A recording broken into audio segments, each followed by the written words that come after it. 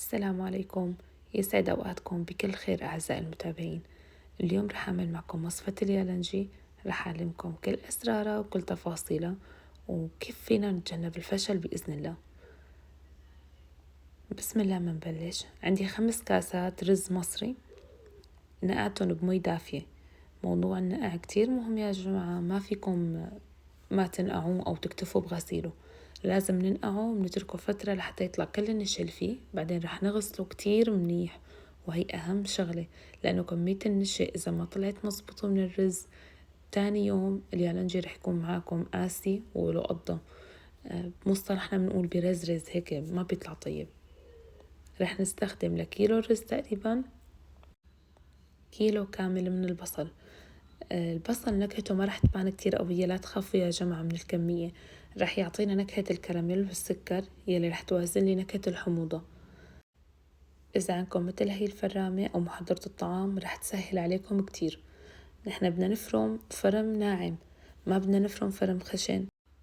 إذا فرمنا الخضرة بطريقة خشنة بالنهاية لما رح تستوي رح تدبل، فما رح تحافظ حبة اليالنجي على شكلها المطلوب، رح تنعفس هيك شوي. بضيف مع البصل 2 بالضبط توم، بيعطوني نكهة طيبة وبنفس الوقت ما بتكون نكهتهم قوية وعاجة. رح أقليهم مع زيت الزيتون، بدي اياهم يتطبخوا يدبلوا، أبدا مو الهدف إنه يتأمروا. هلأ هاي التبلة أطيب بكتير من إنكم تعملوها ني بني، أكيد هديك أسهل بس هي بتعطيكم نتيجة عن جد أطيب، يعني إذا جربتوها هيك ما بقى تعجبكم هديك. رح أحط البصل كلياته ورح أقليه على نار عالية، شي إني يدبل رح نزل فوق البندورة اللي بكون فرمتها. عندي كمان حوالي الكيلو بندورة وقرنين فلفلة خضرة حدة. إذا عندكم فلفلة حلوة حتى لو ما بتحبوها صدقوني كتير بتطلع نكهتها طيبة مع اليالنجي، يعني ما بتبان نكهة الفلفلة، بتبان نكهة الخضرة الطيبة، ما رح تكتشفوها. النفر ما نفس الشي، فرم ناعم، انتبهوا نحنا ما بدنا نعصره، إذا انعصرت ما رح تعطيكم نتيجة طيبة، والرز ما كتير بيطلع هيك بفتح. فشوفوا كيف مفرومة فرم ناعم منضيفها على البصلة. شايفين كيف البصلة تدبلت نزلت كل مويتها. هلا رح نضيف البندورة ورح نكمل تقلاية لمجرد انه نحس هيك طبخت النكهات كلها، البندورة دبلت مزبوط. منطفي عليها ورح اورجيكم كيف فينا نساوي من نفس التبلة نوعين يالنجي.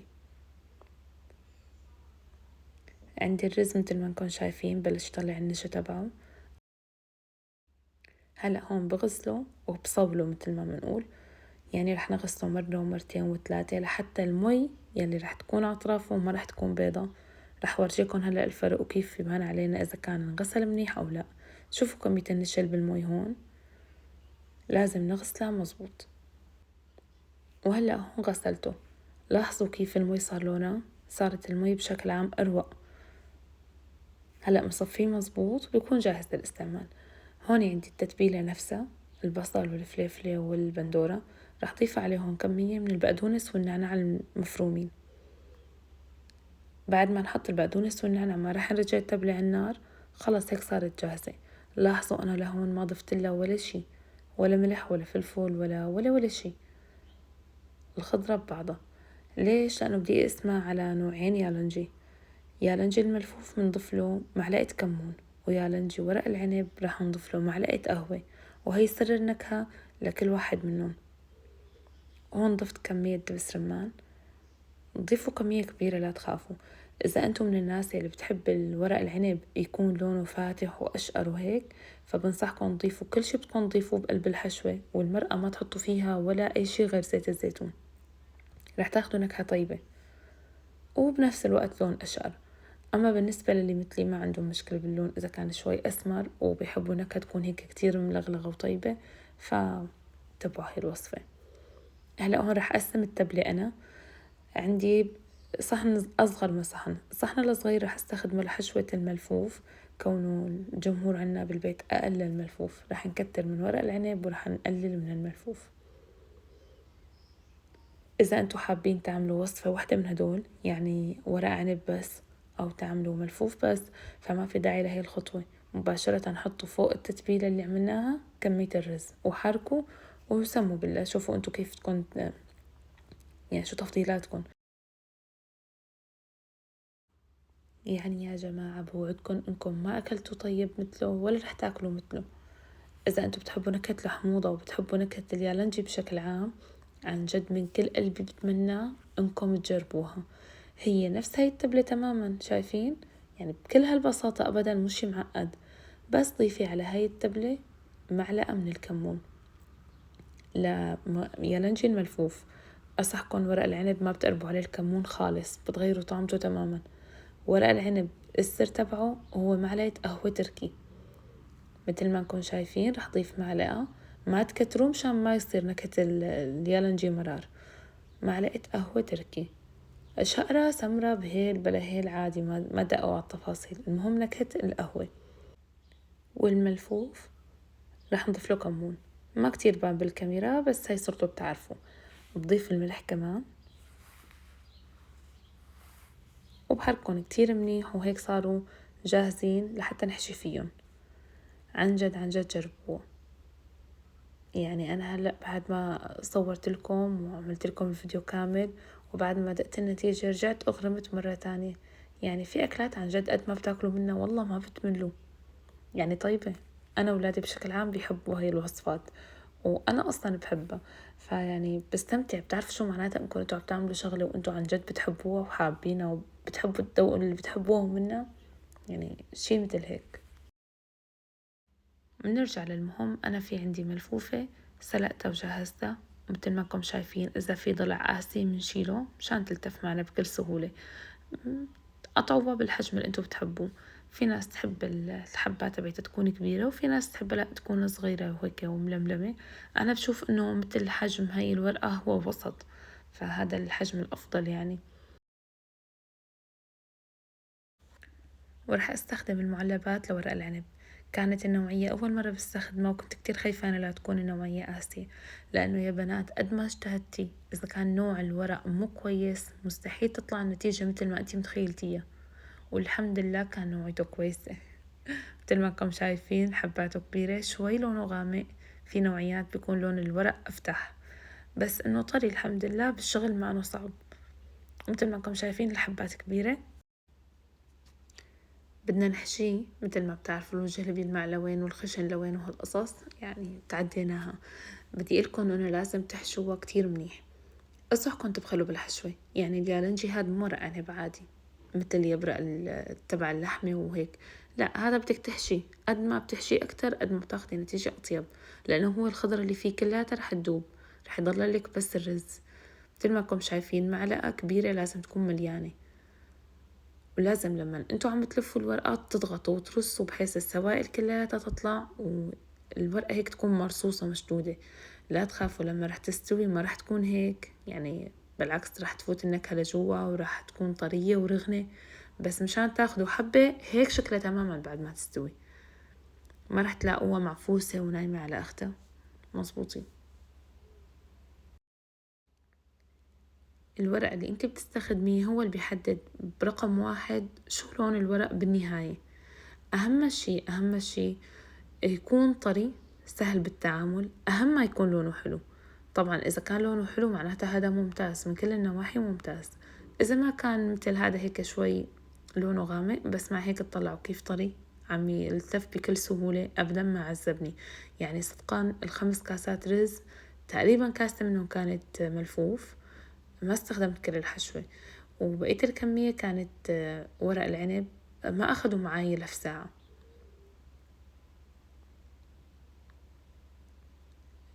مجرد التكنيك هو انك ترصي منيح على حبة ورق العنب، ما بدنا اياها تكون رخوة ابدا. عبعدلكن اكتر من مرة بدي اياكم بعد ما تخلصوا الفيديو تعملوا ورق عنب وتقولوا ايه هيك بدي اياه، يعني بدي النتيجة تعجبكم. وبس والله رح كمل كل الكمية وبورجيكم كيف رح صفهم بالطنجرة. بالنسبة للملفوف هيك رح لفه كمان تقريبا معلقة. أهم شي ما تطلعوا الحشوة على الأطراف لأنه هي لحالها رح تطلع، يعني هو عم يستوي لحاله رح يطلع. إذا حشيتوا الأطراف رح تنصدموا إنه الطنجرة رح تصير كلها رز. يعني رح يطلع الرز وينكت من حبات الورق.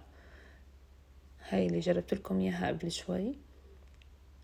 رح نحط الحشوة فقط بالنص. وعلى قد ما مهم الحشوة على قد ما مهم طريقة صفها بالطنجرة.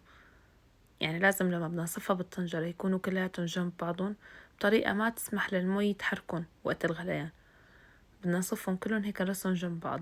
لاحظوا أنا ما لفيت أطراف الملفوف، في ناس تلف أطرافه، بحس هيك بتدخل النكهة أكتر لجوا. شوفوا في حبات قديش كيوت وصغار، في بعضهم طلعوا كتير كبار. كل مين بياكل بفضله، ما في داعي للمثالية الزايدة يعني. أكيد لازم نحط فوقهم صحن، أو إذا عندكم تقلة محشي بتفي بالغلط. أنا رح أحط صحن ورح أحط فوقهم تقلة، ولازم نحط، شفتوا أشرت لكم قديش لازم تكون نسبة المي، حطيت هون دبس رمان، وبضيف الملح بقالة ورشة ملح ليمون، ورح زيد المي بطريقة تغمرون، ورح حطهم على نار متوسطة، لا تحطوا النار عالية مشان ما يشوطوا من تحت. بنحطهم على نار متوسطة، مجرد ما يغلوا رح نتركهم لمدة ساعة، بنرجع بنضيف عليهم مي لأنه ما رح تكون المي كفتهم. ومنغطي الطنجرة ومتركهم ساعة تانية بس على نار شمعة. على نار شو؟ شمعة، ساعتين كاملين على نار شمعة. أكيد بعد ما يغلي رح تذوقوا وتشوفوا إذا كان في داعي تزيدوا حمض، بتحبوا تحطوا قرن فليفلة، براحتكم. بعد ما يستوي يعني بعد هاي الساعتين رح أتركه مغطى. مجرد ما يصير درجة حرارة الغرفة رح أحطه بالبراد، وبرجيكم النتيجة تاني يوم بإذن الله تعالى. وهون الورق بعد ما كملته. في عندي بطاطا ترمتها وغسلتها منيح من النشا اللي فيها. رح أحط طبقة وبلش صف فوقن. انتبهوا على تكنيك صف الحبات جنب بعضهم، ما تحطون بطريقة عشوائية، لأنه كتير احتمال إنك تفتحي تلاقي الطنجرة كلها رز، يعني بيروح تعبك كلاته على الفاضي. معلش اصبروا شوي، ممكن تاخد وقت بس يعني أنا بشوف إنه شغلة ممتع.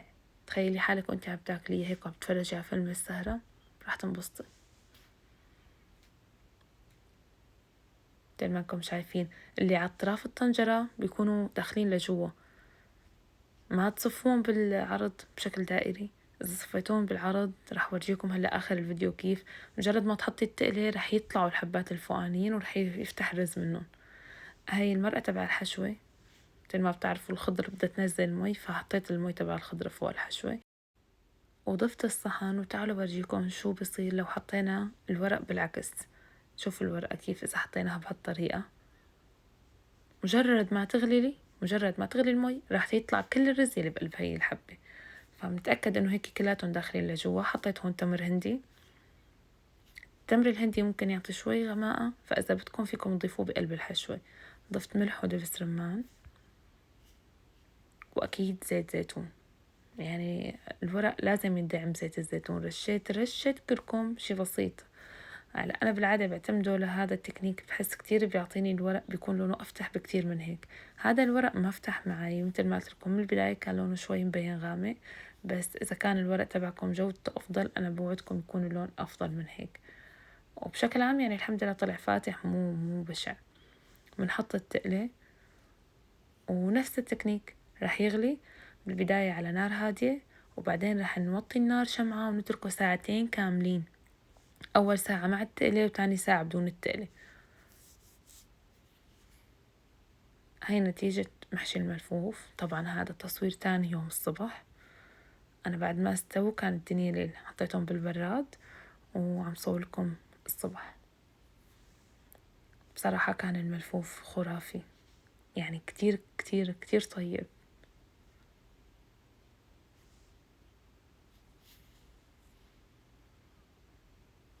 الحبات اللي جاي بسفل الطنجرة أخذ شوي تأميرة، يعني بطريقة ما بتنوصف حلاوة الملفوف مع هيك النكهات كلياتها. عن جد كتير طيب. هذا شو بيزبط يا بنات؟ بيزبط مع جماعة الصبايا. يعني لما تكوني عاملة جماعة صبايا وعملتي لهم ورق عنب، اعملي لهم صحن كونه نفس الحشوة، وما راح يكون كتير في فرق وتعذيب، والدنيا جاية عشتوية. يعني الوصفة فوق ما تخيلوا. أكيد بتتاكل هي سخنة، بس لما بتاكليها باردة اللذة تبعها بتكون أضعاف مضاعفة. يعني عن جد فوق ما تتخيلوا هيك دايب بالتم، ونكهة الحموضة مع نكهة الحلاوة مع الحدودية. يعني شوفوا كيف مستوي. بحس الملفوف أوقات بيطول ليستوي، هذا دايب خلص هيك رايح تماما. ورجيكم ورق العنب، تا تا تا تا. أكتر لحظة بحبها. تركته بس تنزل المرقة شوي مشان ما نجأجأ الدنيا. ما شاء الله تبارك الله. لو انكم هون تشموا الريحة طريقة ما بتتخيلوا.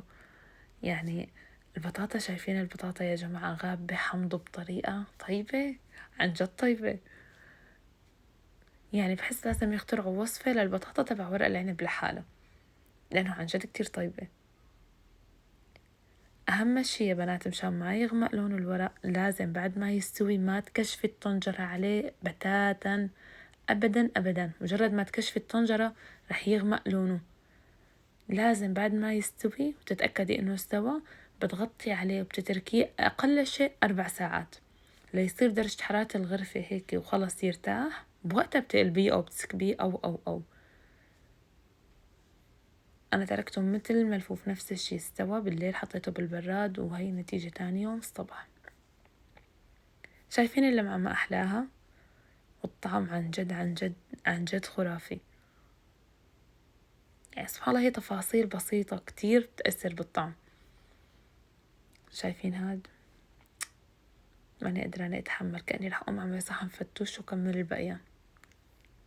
هلا بيجوا ولادي بيقطعوا عليه كله. عن جد كتير طيب. شايفين على الألوان شي بيفتح النفس. بتمنى من كل قلبي تكونوا تابعتوا الفيديو كامل ويكون عجبكم، وتشتركوا بالقناة. شكرا كتير كتير على حسن المتابعة. اترككم تستمتعوا بالمشهد بقى.